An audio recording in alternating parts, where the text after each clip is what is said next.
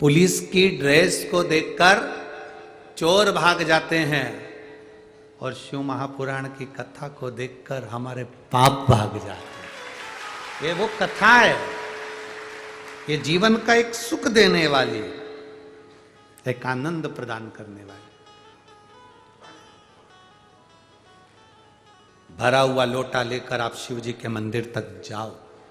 तारकासुर के 3 बेटे तारकाक्ष, विदुमाली और कमलाक्षकी ने जो उपद्रव मचाया था, उन उपद्रवों को शांत करने के लिए भगवान शिव ने पशुपतिनाथ का अवतार लिया था।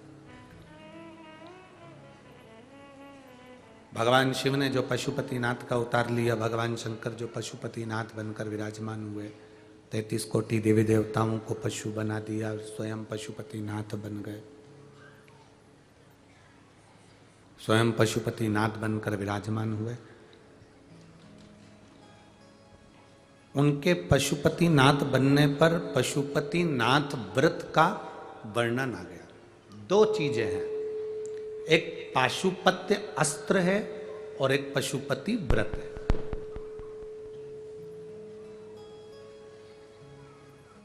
एक पाशुपत्य अस्त्र है और एक पशुपति व्रत है। पशुपत्य अस्त्र राम जी के पास था, भगवान कृष्ण के पास था, भगवान विष्णु के पास था। पशुपत्य अस्त्र सारे देवताओं के पास में, जिन्होंने बहुत भगवान शिव की आराधना करी, साधना करी, तप करा, उनकी आराधना में लीन रहे, उनको भगवान ने पाशुपत्य अस्त्र दिया। अब इतने सारे मनुष्यों को पाशुपत्य अस्त्र तो भगवान दे नहीं सकते, क्योंकि इतना सारा तप तो अपन लोगों ने नहीं करा, इतनी सारी आराधना तो अपन ने नहीं करी।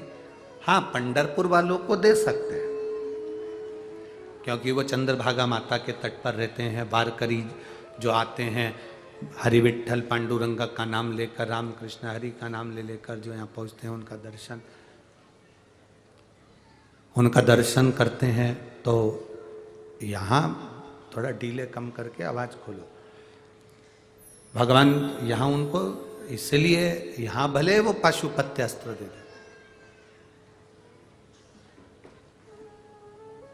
देवताओं के पास में पाशुपत्य अस्त्र है और मनुष्य के पास में पशुपति व्रत है।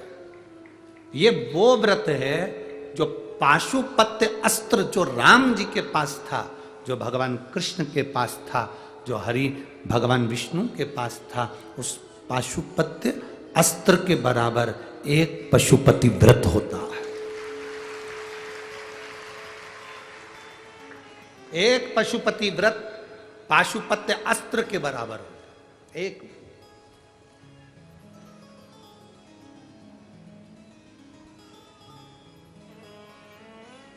आप जितना भाव से पशुपति व्रत करोगे, उतना भाव से मेरा भोलेनाथ उसको स्वीकार करेगा।